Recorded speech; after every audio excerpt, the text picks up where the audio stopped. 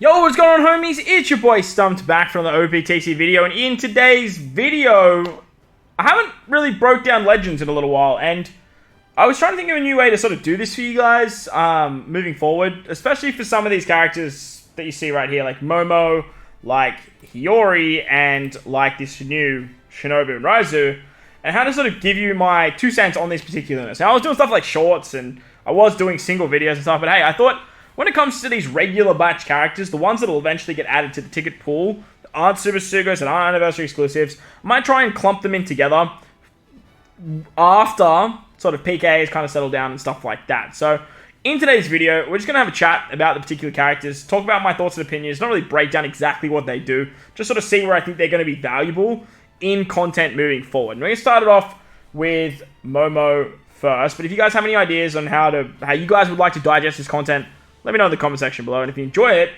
the like button. Hit the subscribe button if you haven't done so already, if you're new. Hit that bell notification, it helps me out a great deal. So, Kazuki Momonosuke, the Shogun of Wano. Adult Momo, very highly anticipated character. Artwork off the rip, it's very, very nice. He's a slasher, a free spirit character, great classes. Quick is not the be-all or end-all, but look, it's not terrible. He can work really, really well with stuff like Gear 5 Luffy, any free spirit leader, stuff like Zoro, Luffy, Yamato, Sanji, all those types of characters works exceptionally well. His captain ability boosts cooldowns by 2 turns. You always know I love cooldowns. That's fantastic.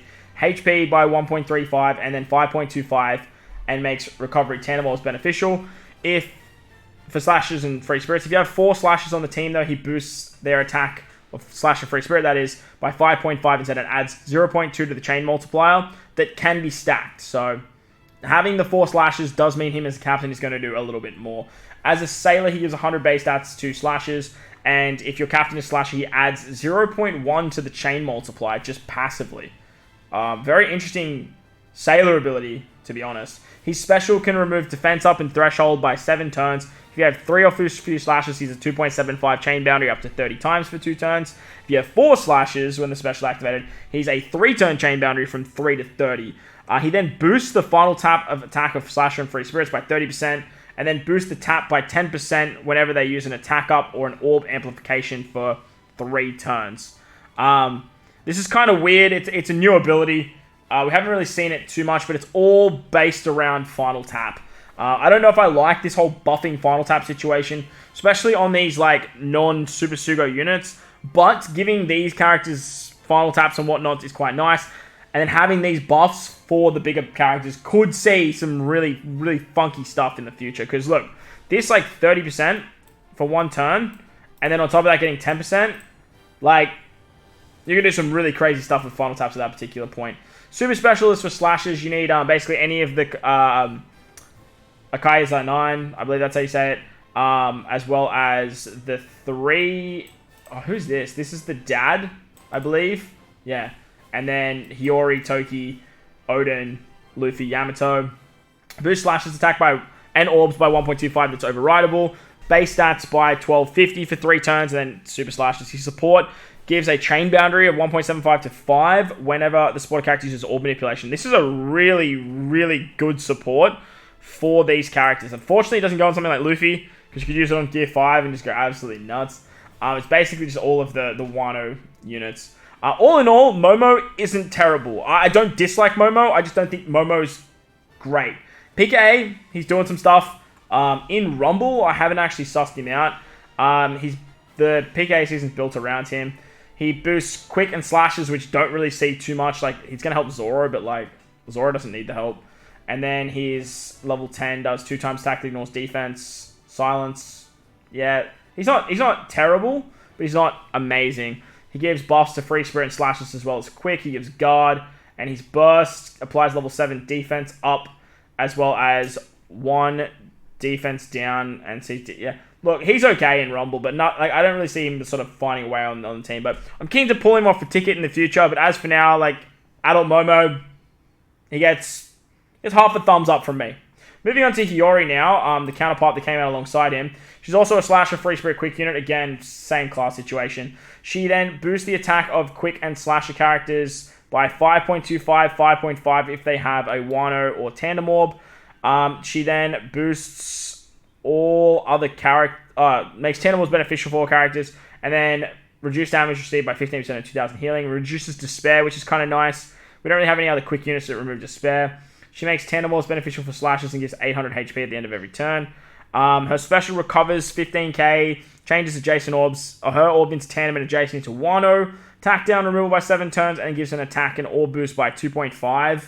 And then if you have an attack and orb boost, she gives you like a carryover effect, which can be quite nice at 2.75 and 2.5. She also adds 1.6 to the chain boundary if you have an attack and orb amplification as well. And the way they want you to use these characters is use the superclass of Momo, then use the Hiyori special, and then use the Momo special. Like, that's kind of what they want you to do. She's also a super type where she reduces the cooldowns, which is great. Changes the orb, including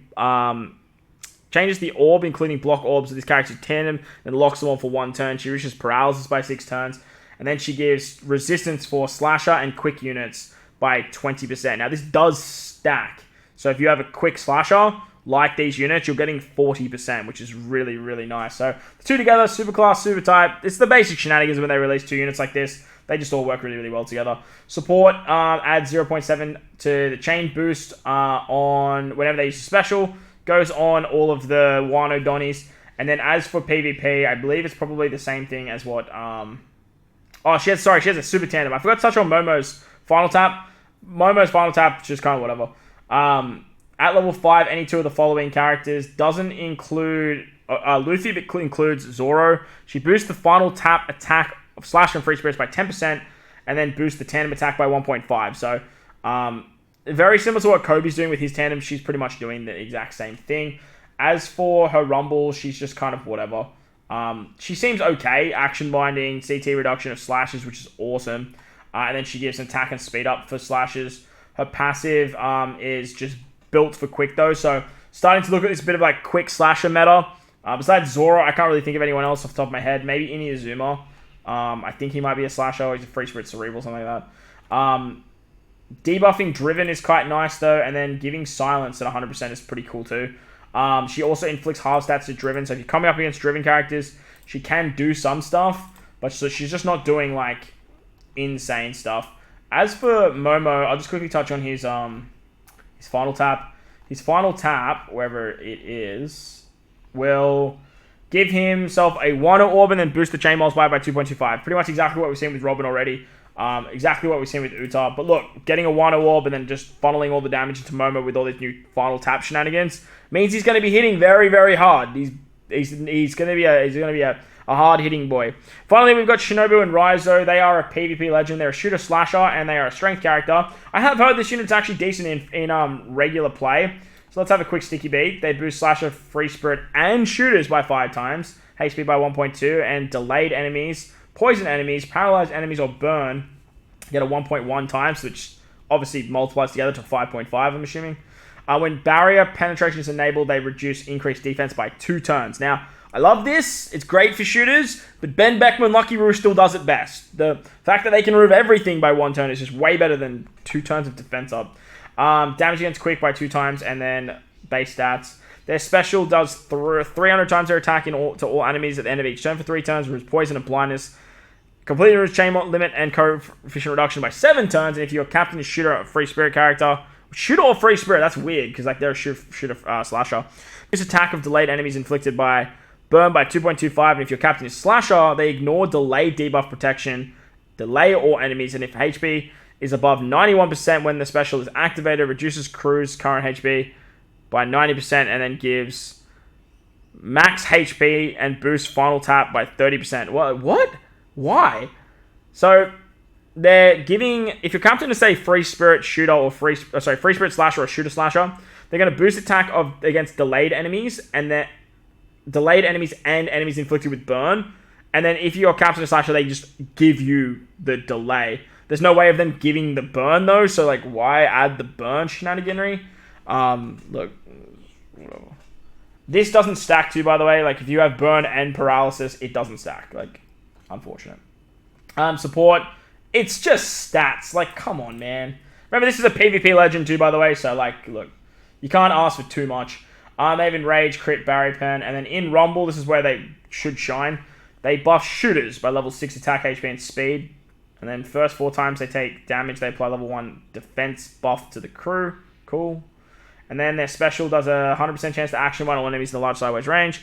Level 5 CT buff up to shooters at 20 seconds, and then 2,000 fixed damage. They're on a 25-second cooldown though. That's actually not that bad. I just don't like that they're just buffing shooters. Like, it's like, why have Odin that's strength? Why have Kei that's strength? Why have Momo and Hiyori that are quick now, and then none of this synergizes together? Just doesn't make much sense to me. But look, that's them. That's pretty much the end of Wano, I feel like. We might have a couple of cheeky Wano shenanigans to wrap it up, but let me know your thoughts and opinions of these units in the comment section below. Way down that belt like button, hit the subscribe button, do all that good stuff. Most importantly, if you guys are in this beautiful world, please remember to enjoy the rest of your day. As always, homies, thanks for watching, and I'll catch you all in the next one.